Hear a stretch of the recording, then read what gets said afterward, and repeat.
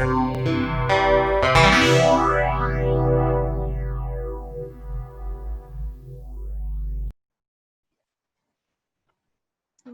to the second half of the evening, and welcome if you're watching on YouTube as well. So tonight is the first evening in our 17-week rolling program introducing Buddhist teachings. So my topic this evening is called Introduction to Buddhism and the Tri-Ratna Buddhist Community. So what is Buddhism?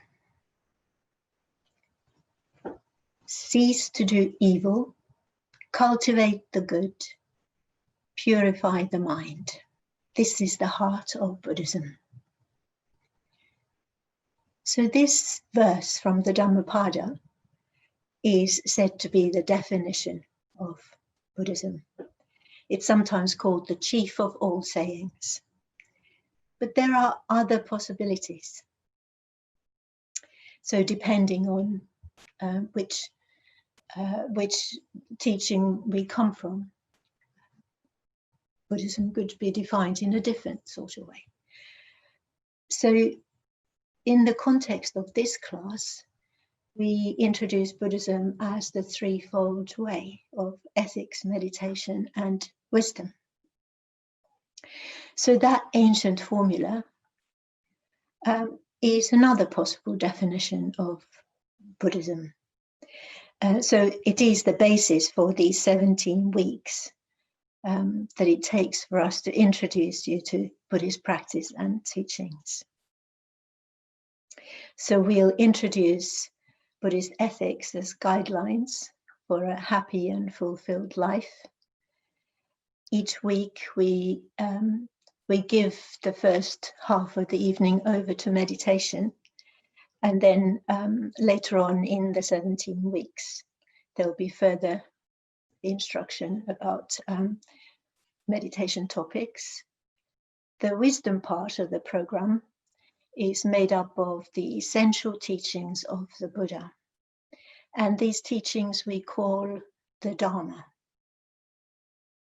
So I've put together a little list of Buddhist terms. Some of you are going to be very familiar with them, and others maybe not so. So I've talked about the Buddha. So the Buddha refers to Siddhartha Gautama, who was a historical person, became enlightened through his own efforts.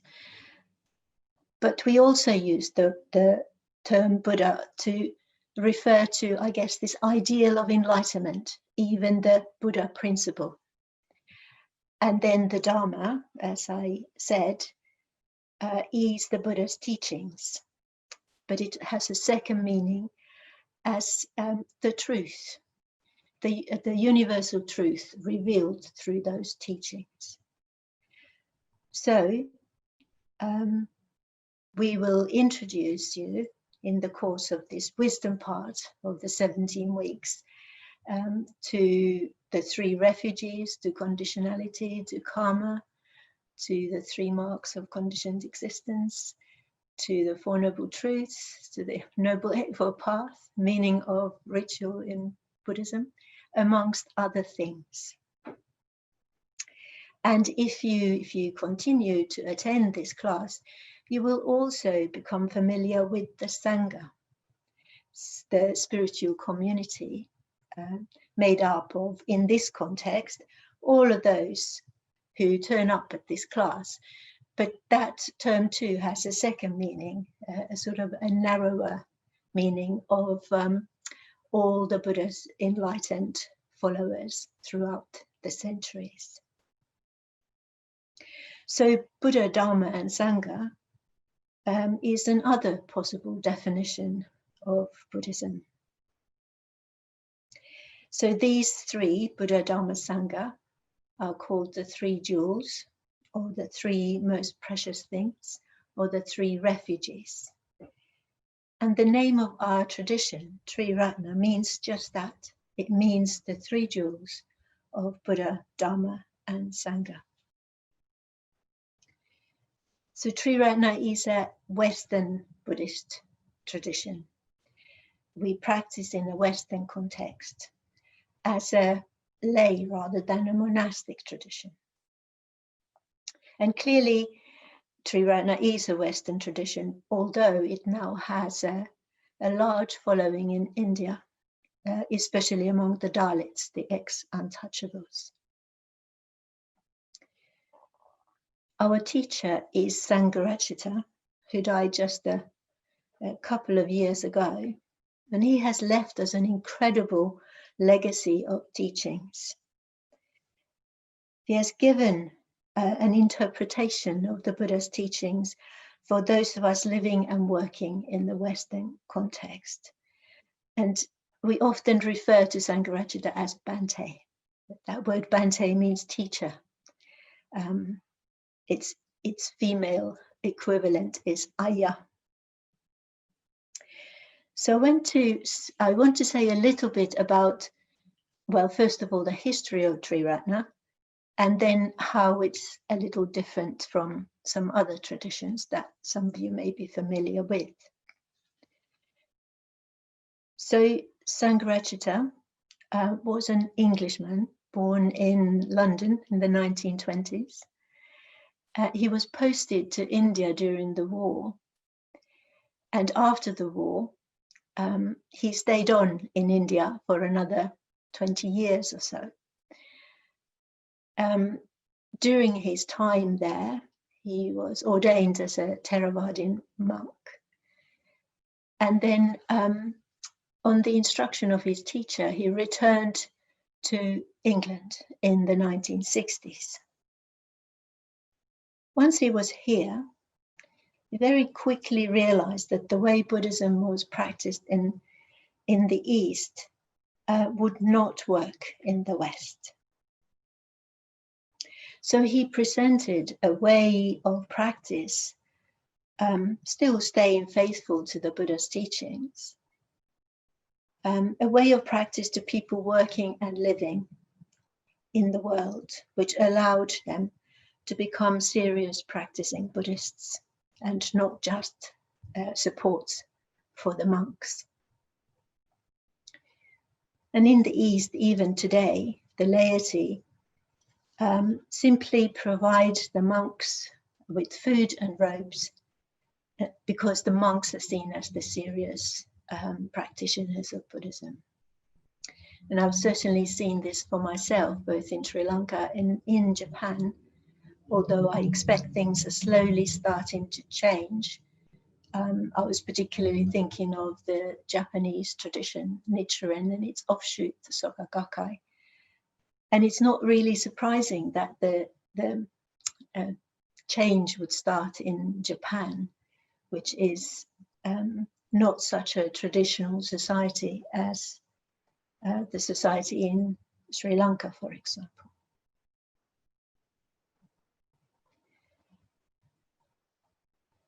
Anyway, the first important thing to say about Tri-Ratna is that it is Buddhism for everyone. Anyone can access the teachings and the practices of Tri-Ratna and take them as deep as they wish.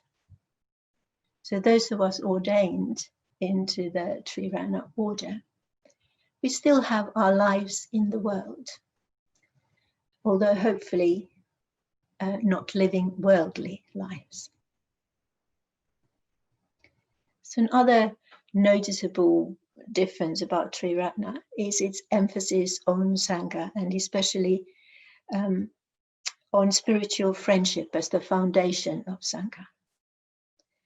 And some of Tri-Ratna's critics have called it tea shop Buddhism, because according to them, we spend our time sitting in tea shops chatting.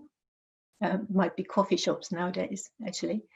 It's not actually true. But I was thinking, even if it was true, if those chats in the tea shops are about the Dharma, if they are an inspiration to us to take our practice deeper, then actually there isn't that much to worry about.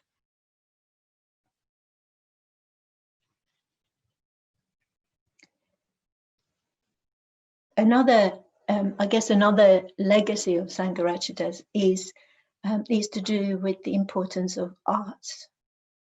He was very appreciative of all Western arts, literature, music, and the visual arts. So his legacy for Tri-Ratna is really drawing our attention to the importance of the refining influence on our mind of arts. Well, there are a few other things that make us a little different from other traditions, but those are really the main differences. And I thought I'll just finish with saying a little bit about Tri-Ratna in Colchester. The Colchester Buddhist Center is an independent center and sangha that follows the Tri-Ratna tradition. And it's tied to the tradition through really just a network of friendships and connections. So the origins of Tri-Ratna in Colchester go back to the 1980s, when a lone order member from London used to visit quite regularly in the end, and then finally decided to come and work and live in Colchester. So when I went to my first meditation class in the early 90s, Buddhist activities in Colchester were very modest, to say the least. And I guess all the activities of the whole of the Tri-Ratna movement are relatively modest even now compared to, say, Tri-Ratna events in India, where hundreds, sometimes thousands of people turn up. In my first class, there were 3 of us. There were 3 of us, and one of those people disappeared the next week. But we have made some progress, I think,